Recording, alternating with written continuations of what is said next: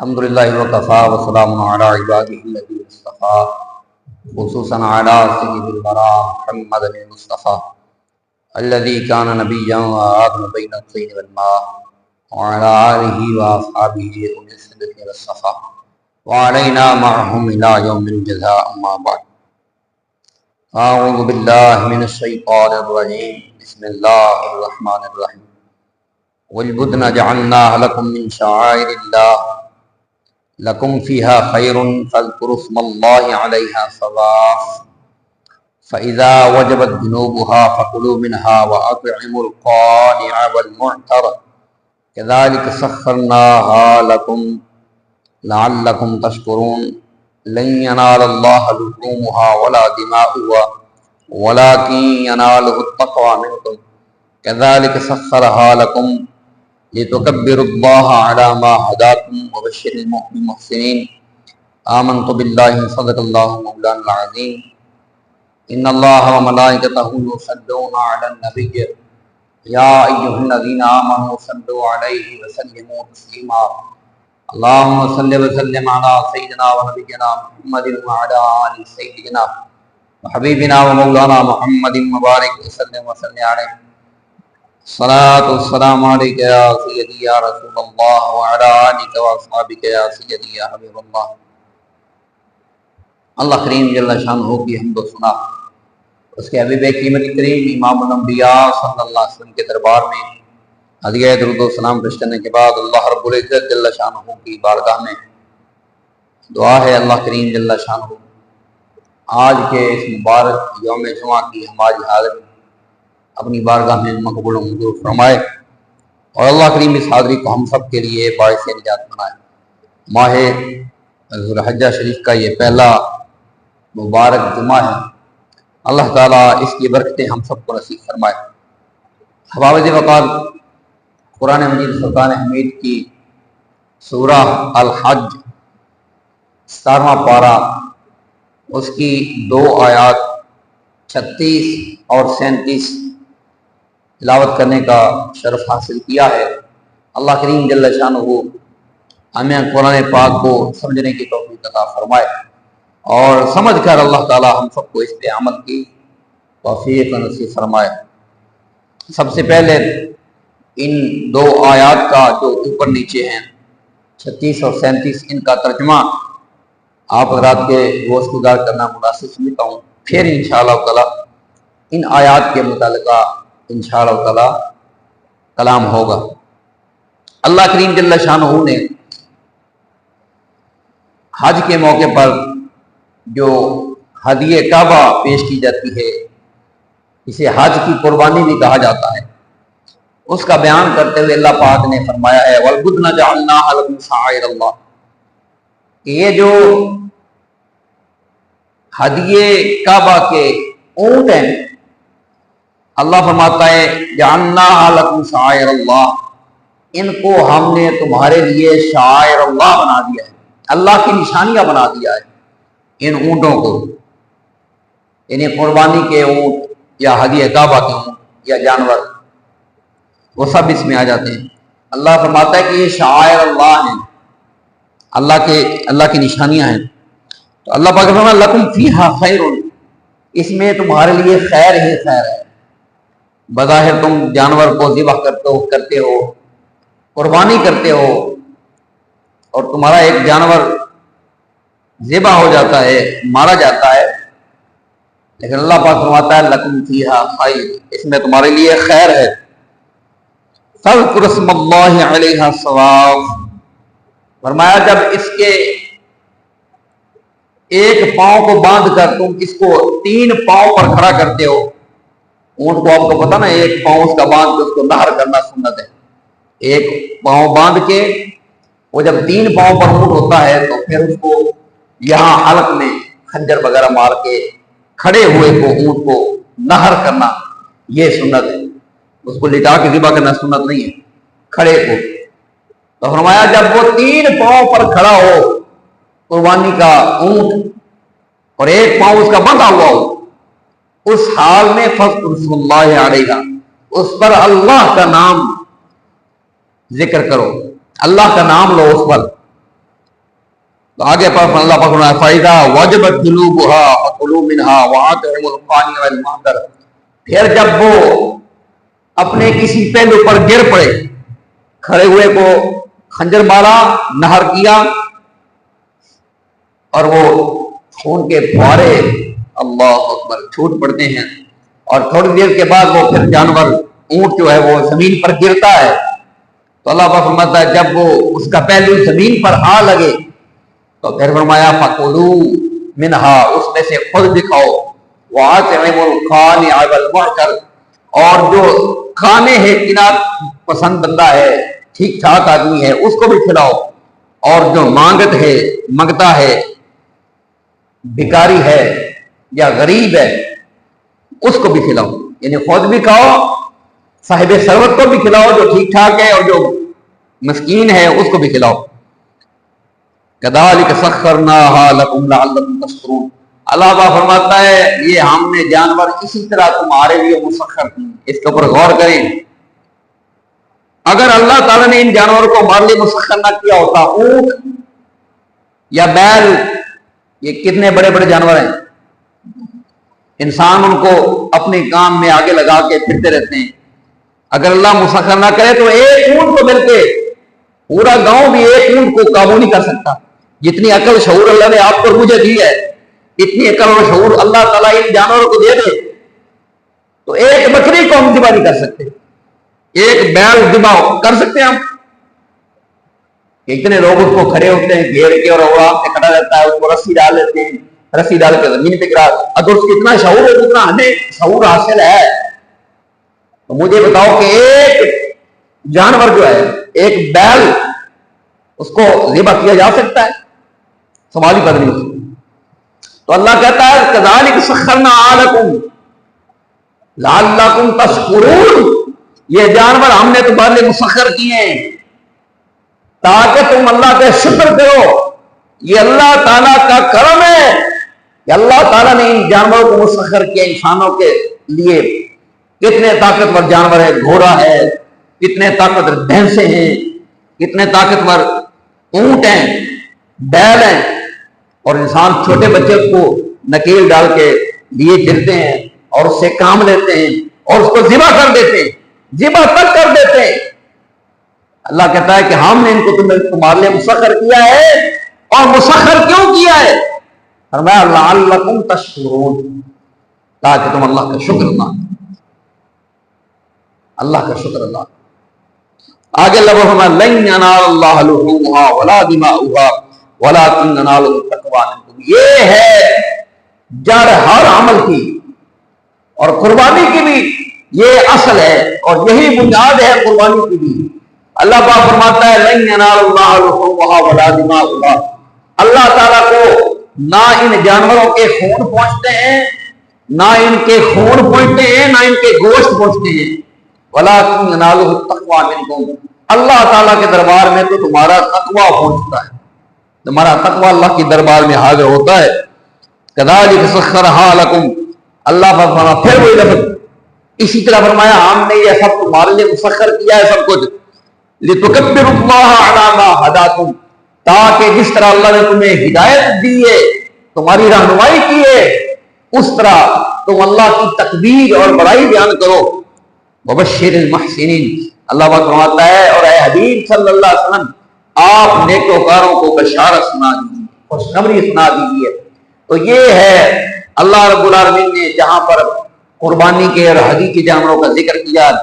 اللہ کریم جل شانہ نے اس میں قربانی کی روح کو بیان کیا ہے۔ یہ قربانی کے جانور کس نے پیدا کیے ہیں؟ یہ جانور ہم یہ سمجھتے ہیں کہ یہ بکرا میں نے ذبح کر دیا، گائے میں نے ذبح کر دی، بیل میں نے ذبح کر دیا، ذبح تو کر دیا، لیکن آپ کو پتا ہے یہ بیل کیسے پیدا ہوا، یہ کہاں سے بنا، یہ کون سی ٹیکنالوجی ہے جس نے اس بیل کو پیدا کیا، اور کون دنیا میں ہے ایسا انسان جس نے اس جانور کو پیدا کیا ہے؟ اس کا ایک لون، اس کا ایک بال، ایک کھور کسی نے پیدا نہیں کیا، اللہ نے پیدا کیا ہے۔ تو یہ اللہ کے پیدا کردہ جانور ہیں، اللہ کی پیدا کردہ یہ مخلوقات ہیں. اللہ پاک فرماتا ہے لن ینال اللہ لحومھا ولا دماؤھا، جو جانور میں نے خود پیدا کیے ہیں، میرے بنائے ہوئے ہیں جانور، مجھے ان کے خونوں کی کوئی ضرورت نہیں ہے، نہ میں گوشت کا کوئی مجھے شوق چڑھ گیا ہے یا میرے پاس گوشت کی کوئی کمی ہے کہ مجھے گوشت چاہیے. فرمایا نہیں، اس کا خون اللہ کو نہیں چاہیے،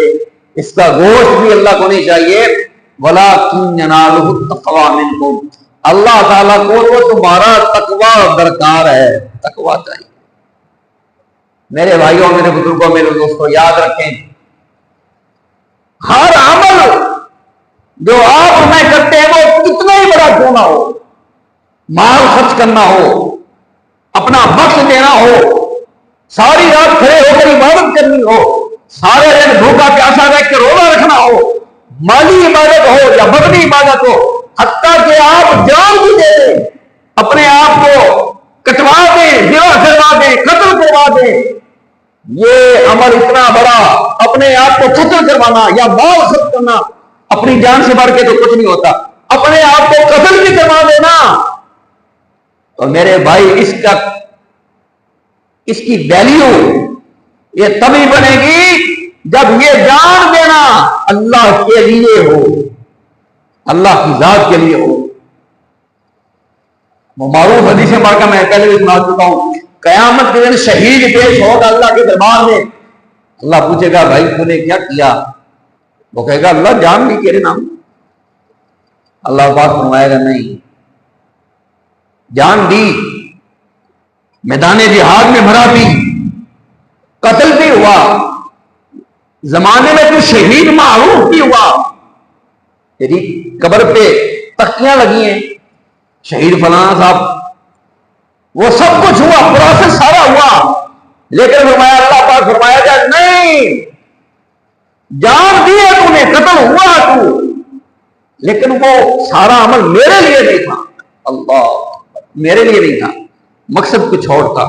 مقصد یہ تھا کہ تجھے بہادر کہا جائے، مقصد یہ تھا کہ تجھے شہید کہا جائے، مقصد یہ تھا کہ تیری بہادری کے چرچے دنیا میں رہ جائے. وہ ہوا، وہ چرچے دنیا میں رہے، لوگ مجھے کہتے تھے شہید، لیکن کیونکہ مقصد اللہ کی رضا نہیں تھا تو فرمایا، یعنی یاد رکھے، جان دینے جیسا عمل بھی برباد ہو گیا. اور حضرت ابو ہریرہ رضی اللہ تعالیٰ عنہ جب یہ روایت بیان فرمائی، 3 اس میں باتیں بیان ہوئی ہیں، تینوں بار سیدنا ابو ہریرہ میدان مینا میں سنی ہے صحابہ نے، لوگوں نے، حضرت ابو ہریرہ سے تابعین وغیرہ نے یہ روایت حدیث.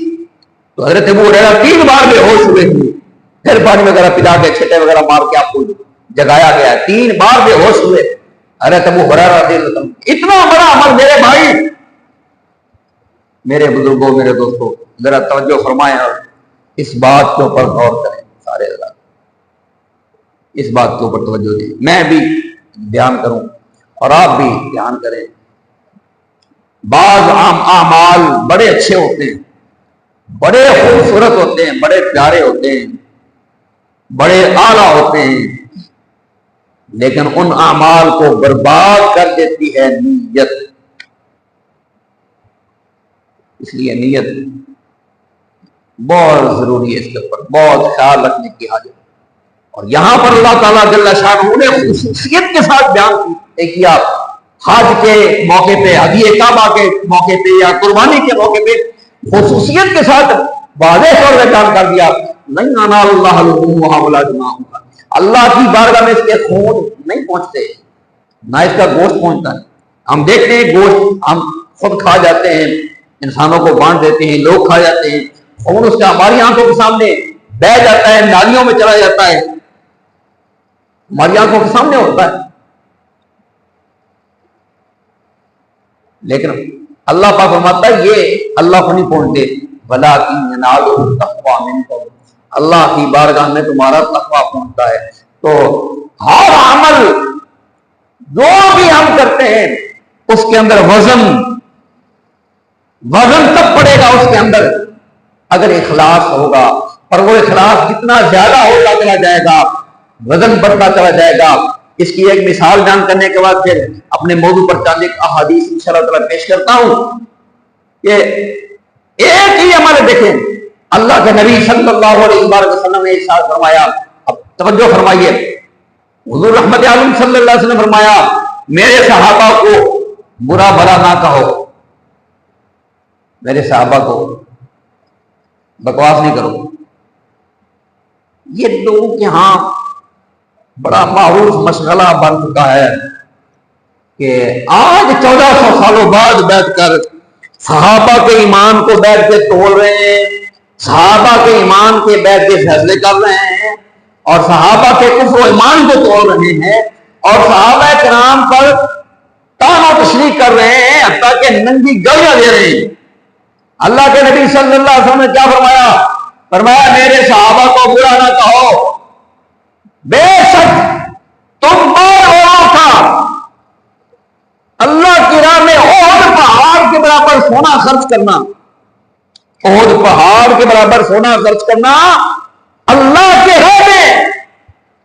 فرمایا احد پہاڑ کے برابر سونا خرچ کرنا تمہارا, میرے صحابہ کے ایک مٹھ جو ہے نا اللہ کی راہ میں خرچ کیے جانے, ایک مٹھ جو کے برابر تمہارا احد پہاڑ کے برابر سونا خرچ کرنا نہیں ہو سکتا. اللہ, یہاں سے ایک تو صحابہ کرام علیہ رضوان کی یعنی نبی پاک صلی اللہ علیہ وسلم صحابہ کے اخلاص پر غور لگائیے کہ حضور نے فرمایا کہ میرے صحابہ کا اخلاص اتنا ہے کہ ایک مٹھی جو اللہ کی راہ میں خرچ کرنا تمہارے بعد والوں کے احد پہاڑ کے برابر سونا خرچ کرنا یہ برابر نہیں ہے. وہ مٹھی بڑھ کے کتنا وزن اس مٹھی جو میں کہاں سے پیدا ہوا؟ اخلاص کی وجہ سے. تو یاد رکھیے اللہ رب العالمین جل شانہ قیامت کے دن اعمال کو اسی لیے تولے گا, گنتی نہیں کرے گا, تولے گا, اور وزن بننا ہے اخلاص کی بنیاد پر. تو یہ قربانی کا موقع جو ایک ایسی عبادت ہے, قربانی دین ہمیشہ ہی مانگتا ہے, قدم قدم پہ مانگتا ہے. وقت کی قربانی, بدن کی قربانی, مال کی قربانی, طرح طرح کی قربانیاں دین مانگتا ہے. ان میں سے یہ قربانی کہ اللہ کی راہ میں جانور کو ذبح کرنا یہ قدیم چلا آیا, آج سے قربانی نہیں ہے. حضرت آدم علیہ السلام سے ہی قربانی چلی آ رہی ہے. یہ ایک قربانی اللہ رب العالمین احکم الحاکمین نے بیان فرمایا ہے قرآن پاک میں کہ ہم نے ہر امت کے لیے قربانی کو باقی رکھا, ہر امت کے لیے, ہر امت جتنی امتیں گزری ہیں سب کے لیے قربانی کو اللہ پاک نے رکھا, اور رسول اللہ صلی اللہ علیہ وسلم کی امت کے لیے بھی رکھا. لیکن یہ ہے کہ رسول اللہ صلی اللہ علیہ وسلم کی امت کے لیے اللہ کے نبی صلی اللہ علیہ وسلم نے اس قربانی کو, جس کے لیے نسک کا لفظ بھی آتا ہے اور جس کے لیے ضحیٰ کا لفظ بھی آتا ہے, قربانوں کا لفظ بھی قرآن پاک میں آتا ہے. یہ جو ضحیٰ ہے یا اضحیٰ ہے قربانی, اس کو اللہ تعالیٰ نے اپنی امت کے لیے سنت ابراہیم قرار دیا ہے. یعنی حضرت ابراہیم علیہ السلام سے جو اللہ نے قربانی مانگی, باقی امتوں میں کسی سے اناج کی قربانی مانگی, کسی سے دبے کی قربانی مانگی, کسی سے جانور کی قربانی مانگی, مختلف قربانیاں مانگی. لیکن جو قربانی حضرت ابراہیم علیہ السلام سے مانگی گئی ہے نا, وہ نہ حضرت ابراہیم سے پہلے کسی سے مانگی گئی ہے, نہ ان کے بعد کسی سے مانگی گئی. اپنے لخت جگر کو فرمایا قربان کرو, اور حضرت ابراہیم علیہ السلام نے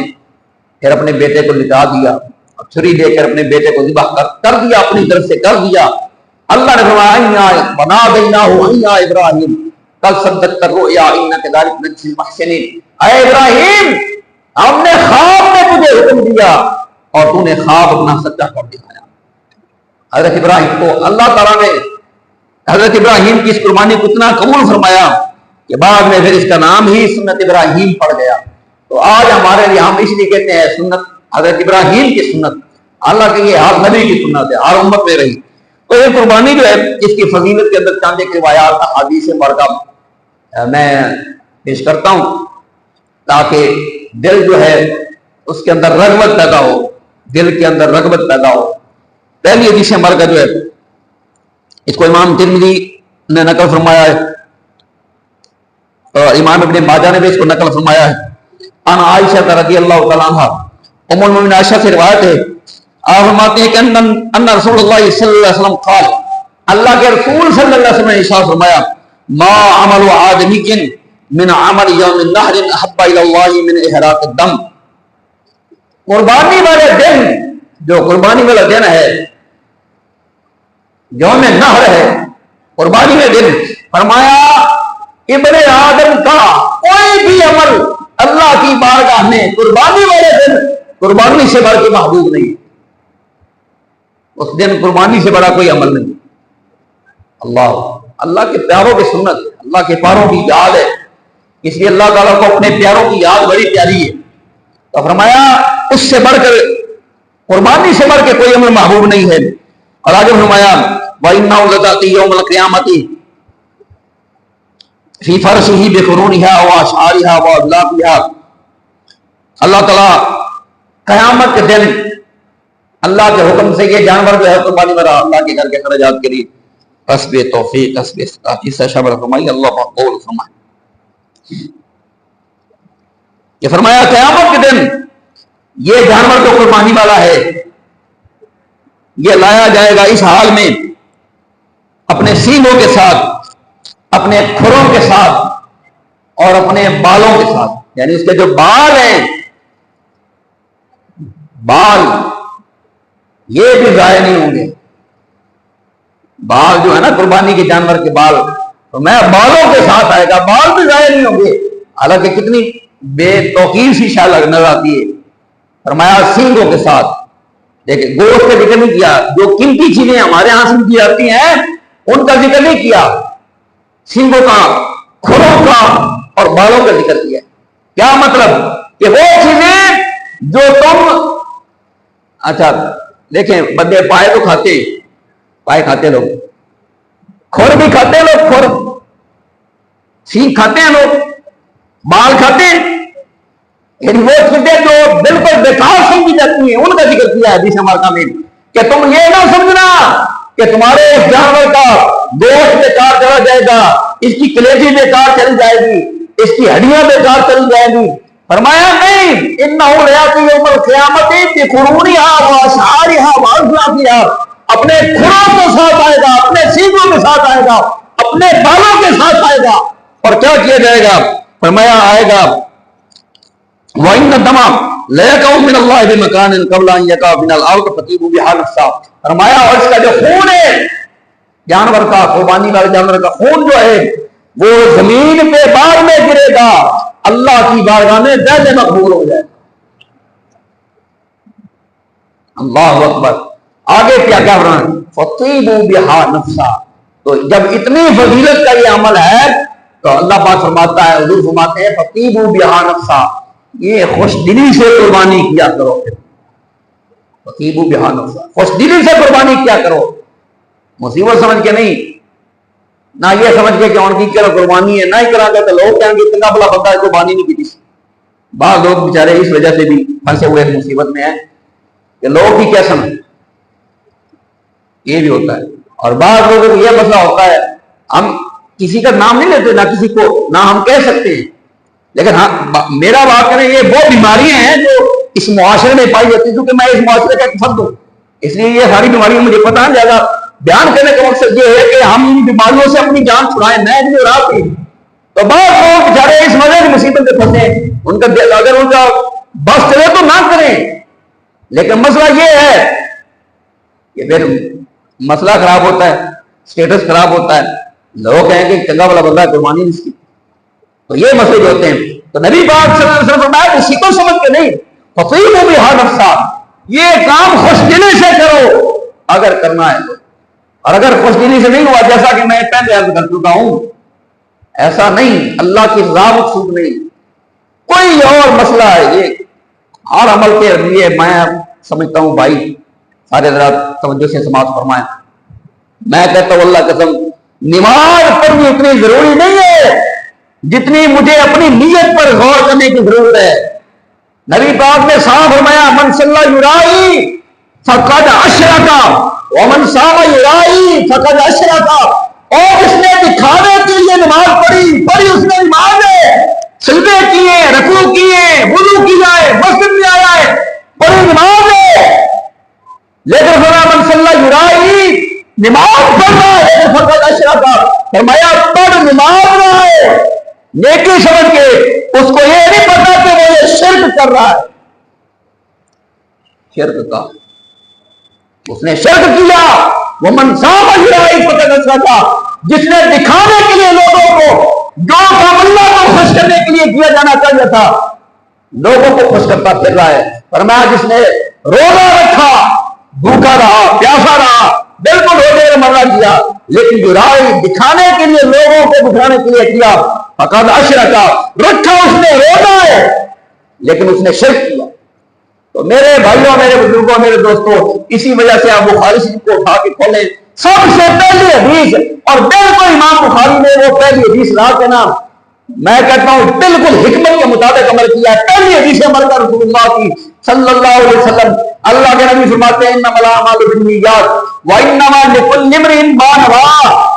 عملوں کا دار و مدار ہوتا ہے نیتوں پر۔ ایک حدیث بات میں کام ختم ہو گیا، باقی سے لگتے تھے میں نے فرمایا اعمال کا دار و مدار نیتوں پر ہے، وانما لکل امرئ ما نوى، ایک انسان نے عمل کیا ہے، یہ نہیں دیکھا جائے گا کہ عمل اس نے کتنا بڑا کیا ہے، اس ہر انسان کے فرمایا انسان کو کون ملے گا جو اس نے نیت رکھی ہے، یہ نہیں جو اس نے کیا ہے، جو اس نے کیا ہے نماز پڑھی تو نماز ملتی نہیں، فرمایا اس کے لیے وہی کچھ ہے ماں نواز جس کی اس نے نیت کی۔ اور آگے کیا حدیث پاک کا مکمل کرتے بات ختم ہوگی، آگے کیا فرمایا، کتنے بڑے عمل کا ذکر کیا، فرمایا فمن کان ہجرتہ للہ ورسولہ فہجرتہ للہ ورسولہ، جس نے ہجرت کی اللہ کے لیے اور اس کے رسول کے لیے، اس کی ہجرت اللہ اور اس کے رسول کے لیے شمار ہوگی، اس کی ہجرت اللہ۔ ومن کان ہجرتہ للدنیا یصیبھا او لامرأۃ ينکحها فہجرتہ الی ما ہاجر الیہ، اور جس نے ہجرت کی دنیا کے لیے کہ دنیا کا مال حاصل کرے، اور لامرأۃ یا کسی عورت کے لیے کی، ينکحها کہ وہ اس سے جا کے نکاح کر لے گا، فہجرتہ الی ما ہاجر الیہ، ہجرت کس نے بھی کی ہے، وہی سارا گھر چھوڑا، وطن چھوڑا، سفر کی سب کام سارا وہی ہے، عمل سارا وہی کا وہی ہے، اس نے اس کی نیت اللہ کے رسول کے لیے تھی، اس کی نیت اللہ اس کے رسول کے لیے تھی، اس کی ہجرت اللہ اس کے رسول کے لیے لکھی گئی، اس کی ہجرت ہے۔ اور جس نے ہجرت کی مال حاصل کرنے کے لیے کھوپڑی میں یہ تھا کہ وہاں پہ جا کے قیس ہجرت کر کے چلی گئی ہے، اس سے محبت کرتا تھا، پیچھے چلا جا، ظاہر وہ بھی حاضر ہے، وہ بھی ہجرت کرنے والا ہے، تو حضور نے اشارے میں بیان فرمایا کہ جس نے عورت کے لیے ہجرت کی کہ اس سے جا کے نکاح کرے، اس کی ہجرت اسی کھاتے میں شمار ہوگی۔ تو میرے بھائیوں، میرے بزرگوں، میرے دوستوں، توجہ سے یہ بات سماعت فرما لیجیے، پھر سے میں دہرانا چاہتا ہوں، سارے حضرات ماشاءاللہ دھیان سے سن لیں، عمل ظاہراً جان دینے سے بڑھ کے کوئی عمل نہیں ہوتا، اور نبی پاک صلی اللہ علیہ وسلم فرمایا جو 3 بندے سب سے پہلے جہنم میں ڈال دیں، جو سب سے پہلے 3 بندے جہنم میں ڈالے جائیں گے، وہ پہلے نمبر پہ شہید ہوگا، دوسرے نمبر پر اللہ کی راہ میں جان لٹانے والا، مال لٹانے والا، اور تیسرا دین کی تبلیغ کرنے والا۔ یہ 3 بندے سب سے پہلے جہنم میں ڈالے، کیوں؟ عمل اچھا کیا، وہی پر جان دی سب، کیوں جہنم میں ڈالے جائیں گے؟ اور میرا گھر کتنا ہے نیت میں، اس لیے قربانی کا موقع ہے، جو حضرات قربانی کے ارادہ رکھتے ہیں اللہ تعالیٰ نیت کا اخلاص نصیب فرمائے۔ اللہ پاک دا کرم ہے، قربانی اللہ تعالیٰ انہوں نے رکھی ہے جہے لوگ صاحب ثروت ہیں، جہے گوشت خرید کے عام حالات میں کھا سکتے ہیں، ان کے اوپر قربانی رکھی ہے۔ تو اس لیے گوشت کے چکران کتنے بیڑا گرد نہ کر بھئیے، اللہ تعالیٰ ہمارے اعمال میں اخلاص پیدا فرمائے اور نیتوں میں اخلاص پیدا فرمائے، جس کے اوپر سارے اعمال کا دار و مدار ہے۔ اللہ تعالیٰ ہم سب کے حال پر رحمت فرمائے، وما علیہ الا البلاغ۔